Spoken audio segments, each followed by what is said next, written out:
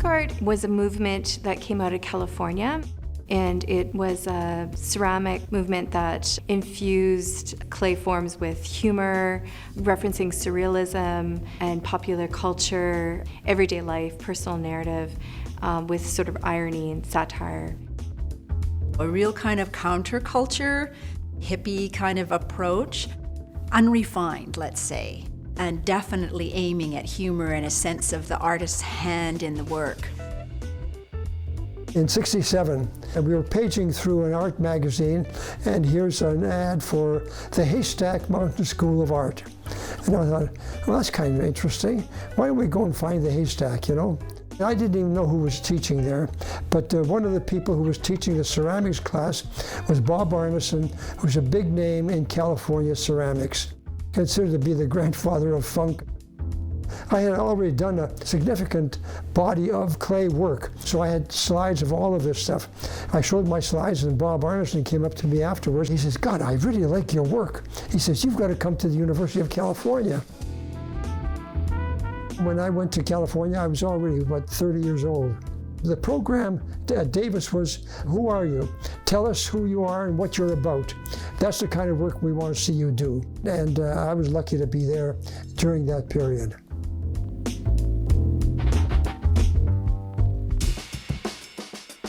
Funk really comes out of the beatnik period, funny, low tech. Well, what you didn't want to do is create the finesse that potters tried for. You know, being in ceramics, and everybody had rules and ways of working, and I wasn't doing that. You know, I was always trying to do something different. For example, I would throw these pots, then I would take oxide colors and throw some on the floor, and then I'd kick these pots around. So I created more interesting shapes. That's what people called funk.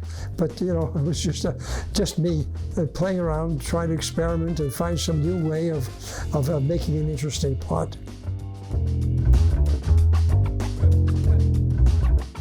You know, he's got vegetables on chairs and cucumbers and carrots kind of cuddling on couches, and the vibrancy, the playfulness is what really attracts people to it. And the artists were also attracted to it because it was irreverent to high art. In a way, it was almost kind of thumbing its nose at the established art world. David Gilhooly was a California artist that became known in the 1960s for California funk style. He was kind of infusing humor, playfulness, and satire into his work. He often created little ceramic figures that were in historical or political kind of scenarios, but the figures are frogs, that kind of thing. So really poking a lot of fun at life and kind of taking art history down maybe a notch or two into regular life, but doing so really intelligently and with a great sense of craft. You know, David Gilhooly graduated from Davis the year before I got there, and he was always around. He was using the kilns and whatnot, and we became really good buddies.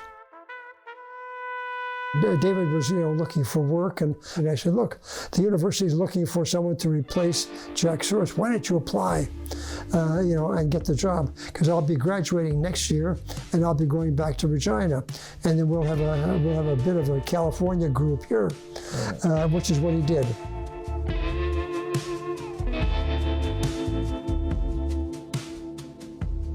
Joe Fafard was teaching at the university too, so he had to deal with Gilhooly. They became good friends, and he influenced Joe tremendously.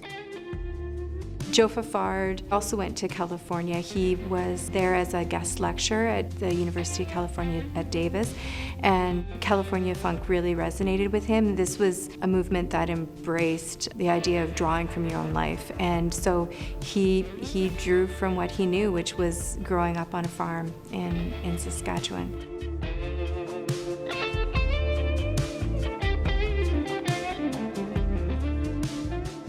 I am from here, I am part of here, and I work about here. I talk about here. I feel that that's the role of an artist in society, is at least to be connected to his society, his culture, his people, his location, his land.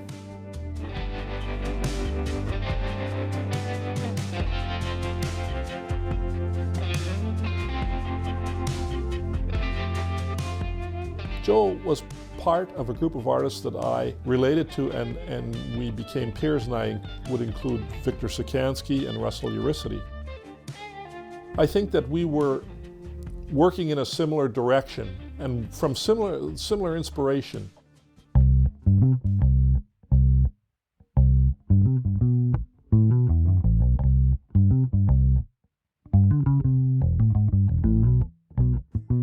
All the congregation of that at the Regina campus just basically sparked a new movement. It actually changed the whole nature of the art department. It changed the way people thought about universities and how we treat students and what kind of art department we really want. It was an interesting time. And the focus on clay as a sculptural medium had a huge influence in Saskatchewan. So many artists embraced clay, wanting to experiment and really push its sculptural possibilities. Here is a piece by Russell Uricity. It's called 6-6. This is ceramic work that was really influenced by California funk aesthetic. Very playful. I always feel like there should be a warning with this one. Do not drink and operate machine equipment. It went beyond just California funk, where it sort of has that playful and irreverent nature, to just pushing clay as far as you could.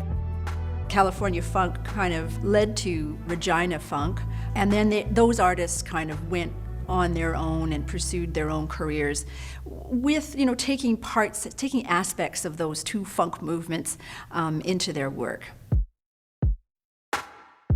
Those were heady times for me.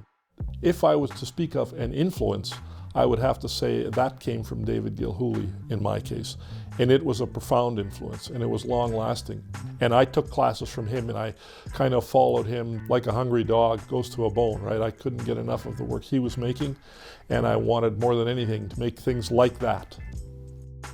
I got accepted at graduate school in California, in Sacramento, as a ceramic major. I was lucky enough to be accepted in school there because that part of California was and remains a hotbed of clay or ceramic activity, particularly sculptural ceramics. What I didn't know was that there were also a whole lot of really amazing artists working there at the same time, painters. I started to look at the paintings and was getting excited by the work, and I thought, I want to try some of that. You can see that he's used glitter on this piece, and he's also, you can see here in the bottom where there's sort of like this flecks of paint. He would have applied that with flicking the paint off of a paintbrush, sort of approach that you would see in more craft-based work. The glitter is also influenced by California funk. I had been to California, I had been to Montana, I had seen the pop art from New York. I could have come here, I guess, and worked in a Chicago style or a pop art style, but it seemed to me that it was kind of be a little bit like potted plants. What I didn't want to do is I didn't want to be in Regina or in Saskatchewan and working out of art that really didn't come from here. I thought I wanted to be from here and be legitimately part of this culture, part of this world. And that's kind of what I tried to accomplish and continue to work at doing every day. The influence of people like Victor Cicansky and Russell Uricity and David Thauberger and Joe Fafard is really, really crucial to how Saskatchewan art developed over the latter part of the 20th century. Art history is a very recent and very limited thing, particularly in Saskatchewan. And I look at those works and I think, yeah, we were all involved in that project. We were kind of making art history right here, right? And I was excited and privileged to be part of that.